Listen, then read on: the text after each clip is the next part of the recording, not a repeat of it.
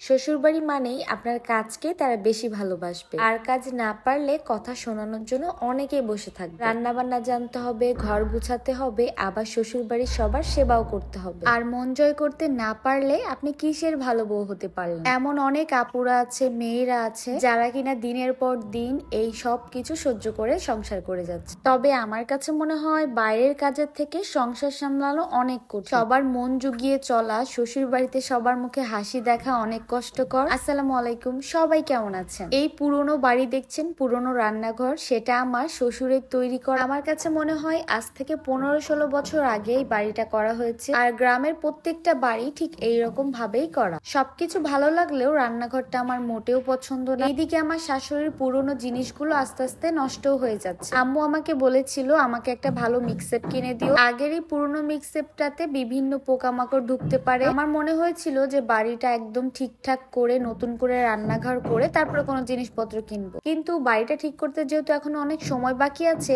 তাহলে তো আর কমতি করে লাভ নাই। এই রান্নাঘরটাই আমার শাশুড়ির বন্ধু চুলা আছে, একসাথে 3টা চুলা। আমি ভাবলাম এই সেটটা পরিষ্কার করে গ্যাসের চুলাটা এখানে নিয়ে আসি। গ্রামের জন্য সব সময় খড়ির কোনো অভাব নাই, মানে গ্যাসে রান্না কম করলেও হয়। খাবার ঘরের এই জায়গাটাতেই ছিল গ্যাসের চুলা, সেটা সরিয়ে ফেললাম। সেই আদিম যুগের পুরনো বাক্সটাও সরিয়ে ফেলেছি, আর স্টিলের একটা সুন্দর দেখে মিক্সআপ কিনে দিয়েছি। গ্রামের মানুষের পছন্দের জিনিস। তার আগে বলি যে আমার হাত পায়ের যত্নের জন্য আমি কি ইউজ করি। Whitening body lotion L glutathione. শীত বা গরম যে কোনো সময় আপনি এই লোশনটা ইউজ করতে পারবেন। মুখের তুলনায় হাত পা অনেক বেশি কালচে পড়ে যায়, কালো ছোপ পড়ে যায়। কালো ভাব দূর করে স্কিনটাকে নরম এন্ড ফ্রেশ করে ফর্সা করতে হেল্প করে। রোদে পড়া সানট্যানও রিমুভ করে ফেলে। স্মেলটা তো জাস্ট ওয়াও। আর বরাবরের মতো আপনারা এই প্রোডাক্টটা পেয়ে যাবেন Kakuli business shop Facebook page থেকে। চাইলে হোয়াটসঅ্যাপে অর্ডার করতে পারবেন, আর আপনাদের সুবিধার জন্য তো ক্যাপশনে মেনশন করাই আছে। গ্রামের সেই ঐতিহ্যবাহী মিক্সআপ এখন পর্যন্ত আমার শাশুড়ির অনেক পছন্দের। মিক্সআপটাকে কোথায় রাখবো ভাবতে ভাবতে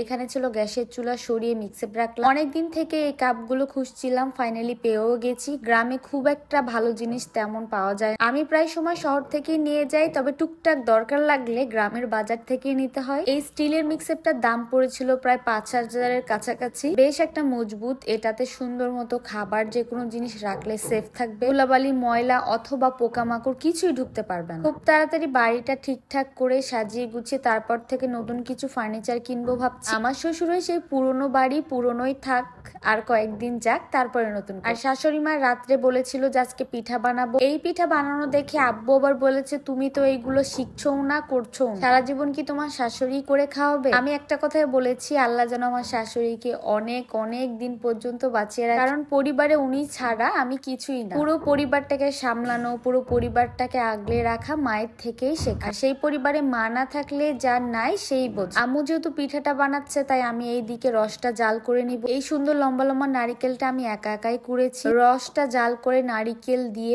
ভালো মতো ফুটিয়ে নিব। আমি গুড়ের মধ্যে দুধ অ্যাড করে জাল করি না, কারণ ফেটে যেতে পারে। গাঢ় করে অন্য পাত্রে দুধ জাল করে রেখেছি। এখন শুধু পিঠা হইলেই ডুবিয়ে দিব। আমার কাছে এই পিঠাটা অনেক মজা লাগে। এটাকে আমরা অন্য একটা নাম বলে থাকি, আমরা রস পিঠা বলে থাকি। আর এই পিঠাটা খেতে অনেক বেশি মজা হয়। আমার শাশুড়ির হাতে সাতপুতি সবাই অনেক বেশি পছন্দ করে, আমার বাড়ির সবাই, বন্ধু বান্ধব অনেক। আর আম্মুর হাতের পিঠাটা অনেক বেশি মজা হয়, তুলতুলে নরম। আর আমাদের অভ্যাস আম্মু বানাবে, পাশে বসে থেকে গরম গরম খাবো। এই বন্ধু চুলাগুলো রান্না করতেও অনেক সুবিধা, হাতে কোনো তাপ লাগে না। আর গ্রামের বাড়ি তো খড়ির কোনো অভাব নেই। তারপরেও আমি এইদিকে গ্যাসে করছিলাম। দুধটাকে গাঢ় করার জন্য আমি আরো গুঁড়া দুধ অ্যাড করে দিয়েছি, যেন আরো বেশি মজা হয়। এখানে তো রস জাল করা শেষ, এখন শুধু গরম গরম পিঠাগুলো এর মধ্যে ছেড়ে দিব। আমার ননদ আবার দুধ ছাড়া এই পিঠাটা খাবে, তাই ওকে 2-3টা পিঠা দিয়ে ওপরে রস দিয়ে দিয়েছি। আর দুপুরে রান্না করা হয়েছিল গরুর মাংস, সেই মাংস দিয়ে আজকে আমরা মজার গরম গরম পিঠা খাবো। পলাশ যদি বাসায় যায়, এই পিঠাটা সে না খেয়ে কখনোই আসবে না, আর আসলেও আসার সময় বেঁধে নিয়ে আসবে। ওর জন্য একটা প্লেটে সার্ভ করে নিলাম। ঘরে শুয়ে আছে ঠান্ডার মধ্যে। শুধু কিন্তু শীতকালে না, আমরা এই পিঠাটা প্রায় সময়ই খাই। আম্মুর থেকে অনেকগুলো বানিয়ে নিয়ে যে ফ্রিজে বক্স করে রেখে বাসায় গিয়ে ওভেনে গরম করলে আগের মতো তুলতুলে হয়ে যায়। গ্রামে এত